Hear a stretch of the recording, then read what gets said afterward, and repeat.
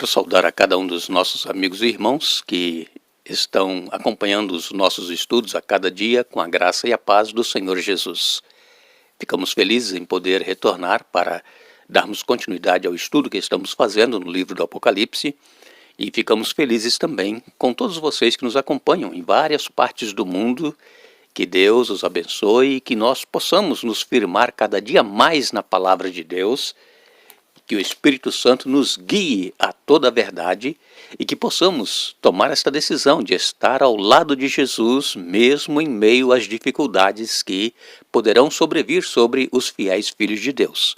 Nós mandamos aqui um alô especial para Júlio Mota, é de Manaus, também para Jardim Souza, de Ponto Novo, na Bahia, Pamela Bueno, é de Curitiba, no Paraná, Sônia Rocha, de São Francisco do Sul, Santa Catarina, Edilene e Eliésio são de Porteiras, no Ceará, Luciana Correia, de Manaus, Maria Sequínia, de Francisco Beltrão, no Paraná, Rosalei Reis é de Santo Antônio da Patrulha, no Rio Grande do Sul, Luiz Dutra, de Guarulhos, em São Paulo, Dalete Seibert, é de Pontão, em Rio Grande do Sul, Cabral, de Belo Horizonte, Minas Gerais, Pedro Enoque, de Senhor do Bonfim, na Bahia, e todos os demais que nos acompanham, obrigado e que Deus nos abençoe. Oremos.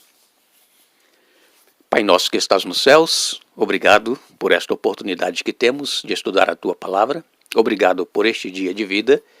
Neste momento que a Tua Palavra será aberta, que o Teu Espírito Santo se faça presente conosco, onde quer que cada um esteja, que tenhamos a iluminação, a orientação, a direção do Espírito Santo, possamos compreender a verdade e aceitá-la em nossa vida. Pedimos, ó Deus, que tenhas misericórdia de cada um de nós, perdoe os nossos pecados e abençoe a todos aqueles que nos pedem orações. Tu conheces as suas necessidades, faça, pois, a Tua vontade. Em dom nossa, em nome de Jesus. Amém. Nós vamos continuar falando aqui sobre o estudo que iniciamos ontem, sobre o juízo que cairá sobre Babilônia.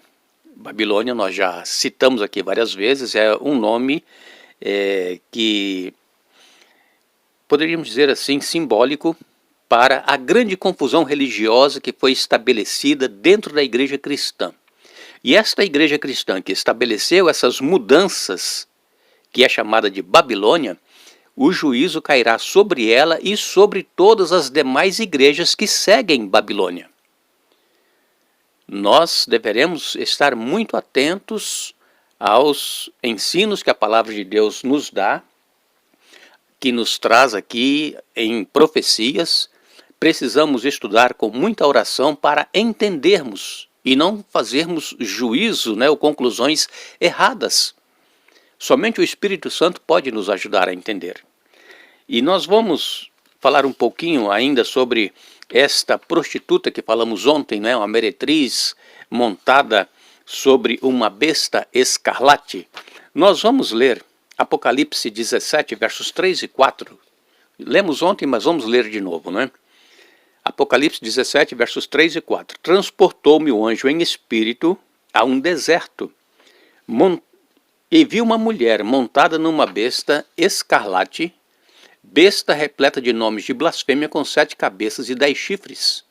Achava-se a mulher, vestida de púrpura e de escarlata, adornada de ouro, de pedras preciosas e de pérolas, tendo na mão um cálice de ouro, transbordante de abominações, e também com as imundícias da sua prostituição. Quando ontem nós lemos Apocalipse 17:1, nós vimos ali a afirmação de que a grande meretriz se acha sentada sobre muitas águas. E aqui em Apocalipse 17:3 é afirmado que essa mesma mulher, essa mesma meretriz, está em um deserto e estava montada em uma besta. Como é que nós poderemos entender isso? Nós já dissemos que quando fala em águas, simboliza muitos povos, nações, simboliza muita gente. É exatamente localizado na Europa, quando surgiu esse poder, essa besta que é a junção do poder político, que é o Estado, juntamente com o poder religioso, que é a igreja. Então forma-se a besta. E esta besta, então, essa mesma mulher meretriz, foi vista agora sentada no deserto, um lugar ermo, um lugar que é pouco habitado, que é uma situação de exílio, poderíamos dizer, montada numa besta escarlate. A mulher aqui, já dissemos ontem, vamos repetir, representa a religião. A besta, ela representa o poder civil com o poder religioso. E essa besta estava cheia de nomes de blasfêmia, com 7 cabeças, 10 chifres. Trata-se então da mesma besta que nós já estudamos em Apocalipse 13, versos de 1 a 10. É um símbolo, é uma metáfora da igreja cristã medieval que durante 1260 anos perseguiu os cristãos que queriam se manter fiéis à palavra de Deus. Essa mulher, diz aqui, Apocalipse 17:1, representando a igreja cristã medieval, ela vestida de púrpura e de escarlata, que são as cores preferidas desta igreja cristã. Você vê, né, nas ministrações, nas celebrações que eles fazem, ou eles usam o vermelho, né, que é o escarlata, ou usam o púrpura, que é um tipo de roxo, não é mesmo? As cores preferidas. E tendo na mão o cálice de ouro transbordante das abominações. E o que seriam essas abominações? As abominações, nós poderíamos dizer que são as mudanças que foram feitas dentro da igreja por esta igreja cristã, que ela se diz que tem autoridade para fazer as mudanças. E então, por exemplo, quando eles estão tomando a ceia, eles dizem que o pão, a hóstia, né, simboliza o corpo, simboliza não, é o corpo de Cristo. Quando você põe na boca e começa a dissolver aquela hóstia, ela é o corpo de Cristo. E também o suco da uva, o vinho, é o sangue, ele se transforma. Aqui chamada de doutrina da transubstanciação. Isso é uma heresia. Por quê? Porque o pão simplesmente simboliza, não é o corpo, simboliza o corpo de Cristo. E o vinho, ou suco de uva, simboliza o sangue de Jesus, que foi morto por nós na cruz do Calvário. E então, quando essa igreja faz isso, dizendo que é o corpo de Cristo e que é o sangue de Cristo, ela está crucificando a Cristo novamente naquele momento. Por quê? Porque o pão se transformou no corpo e o vinho se transformou no sangue. E nós sabemos que Jesus morreu uma única vez pelos pecados de todos. E então Jesus não vai morrer mais vezes e nem precisa morrer mais vezes, porque o sacrifício dele é único e é eterno.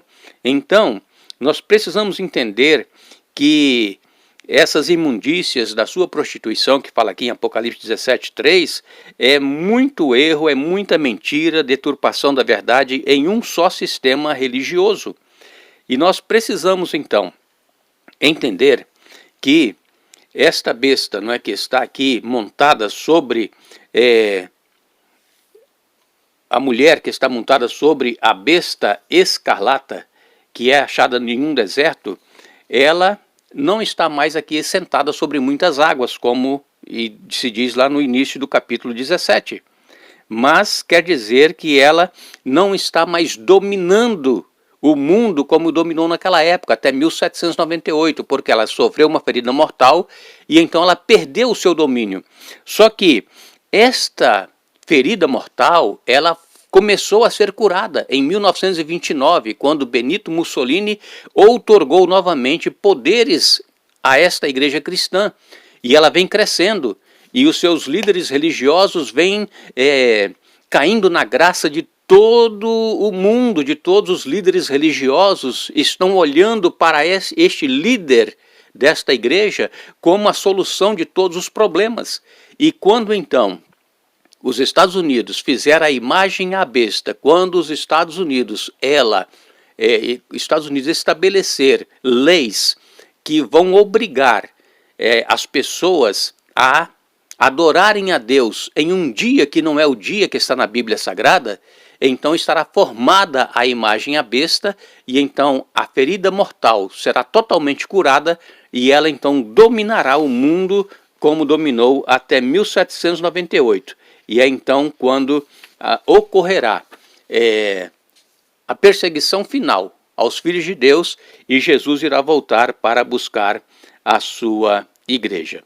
Que Deus nos abençoe, Que Deus continue trabalhando conosco em nossa mente, nos dando entendimento da sua palavra, e amanhã estaremos de volta dando sequência a este estudo, mas lembre-se, bem-aventurados aqueles que leem, aqueles que ouvem as palavras da profecia e guardam as coisas nela escritas, pois o tempo está próximo. Apocalipse 1:3.